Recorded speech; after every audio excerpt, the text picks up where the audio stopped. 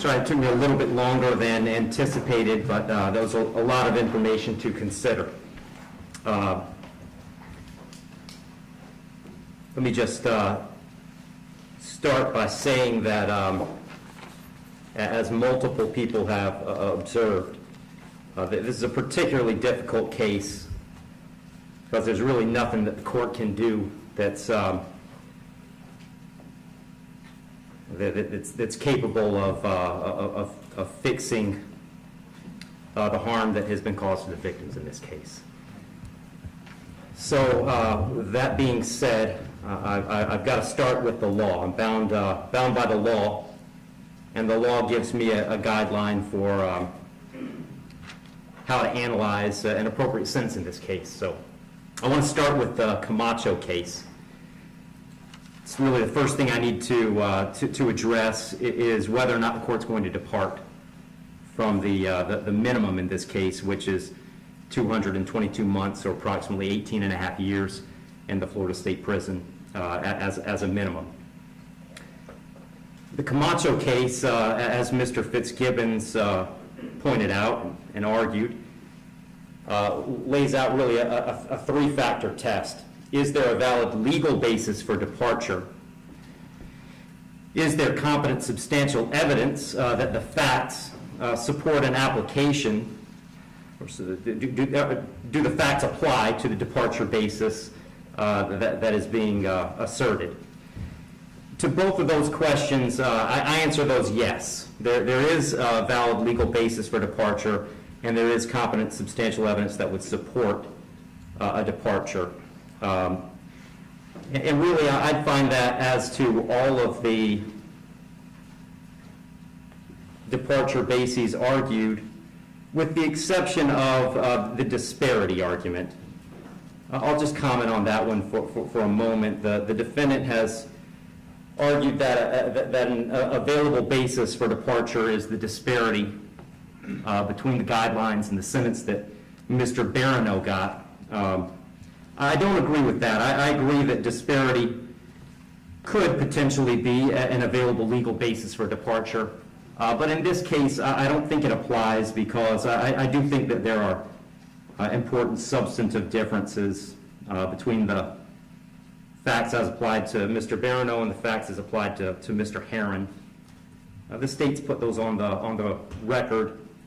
I won't elaborate on it too much other than to say I think that the difference, the age of majority for Mr. Herron is one of those. But mostly I just think that the facts are different as between those two defendants. And so I don't believe that the facts in this case support that as a departure basis, because I believe that a disparity in sentence between Mr. Barano and Mr. Herron is appropriate in this case. That brings me to the third question of should essentially the third factor under the Camacho case is should the trial court depart? And the court in this case is going to decline to depart. So I'm answering that question in the negative. The trial court in this case is not going to depart. And I don't reach that decision lightly. When evaluating an appropriate sentence, I will start with Florida Statute 921.002. It was pointed out several times the primary purpose of the criminal punishment code in Florida is to punish. And I've got to take into account the severity of the primary offense and the circumstances surrounding the primary offense. When I take into account circumstances and severity, a lot of what I'm taking into account really when I sentence is intent and harm. And in this case, there wasn't any evidence, and nor does the court believe that there was any specific intent to do harm, in this case to the victims. But there was intent to drive at an egregious speed, 102 miles an hour, regardless of the consequences and regardless of who that ended up harming.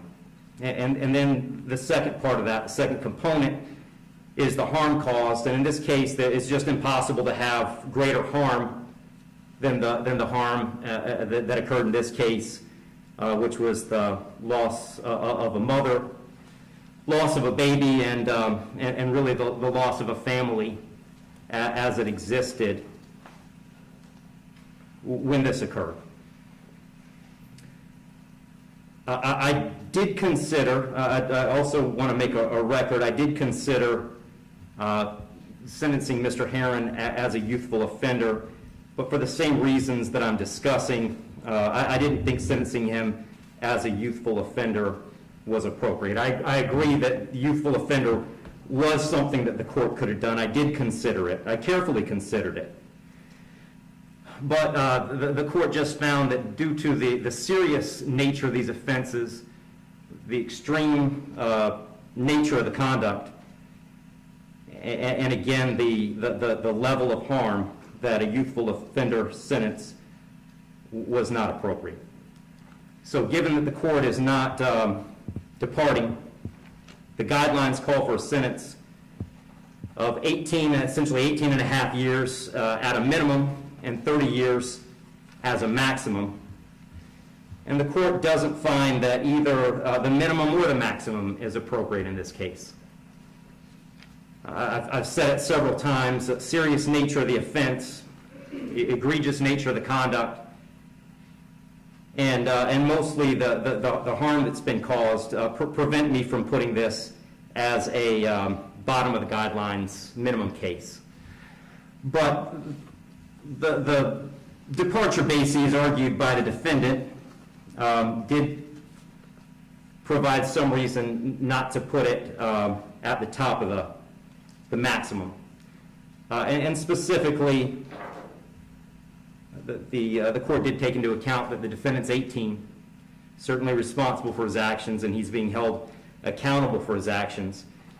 But the age of 18, the court finds, is a mitigating factor and shouldn't put this at a maximum. Also, the complete lack of prior criminal history is something that the court considered as preventing this from being at the top. So having said all that, the court is going really toward the middle between the minimum under the guidelines and the maximum punishment permitted under Florida state law. So on count one,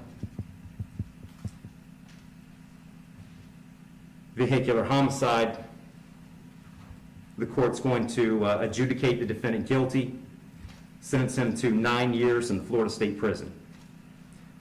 On count two, same charge, court will adjudicate the defendant guilty, sentence him to 15 years Florida State Prison, and that'll run consecutive to count one, for a total of 24 years Florida State Prison. Count three is a misdemeanor, unlawful racing on a highway, so the court will adjudicate the defendant guilty, sentence him to time served. Give credit for time served, I believe, 2 days. Court will impose mandatory court costs. Mr. Herron, you have given up the right to appeal the determination of your guilt or innocence. You do have 30 days to appeal the sentence of the court. And I'll direct the bailiffs to take Mr. Herron into custody.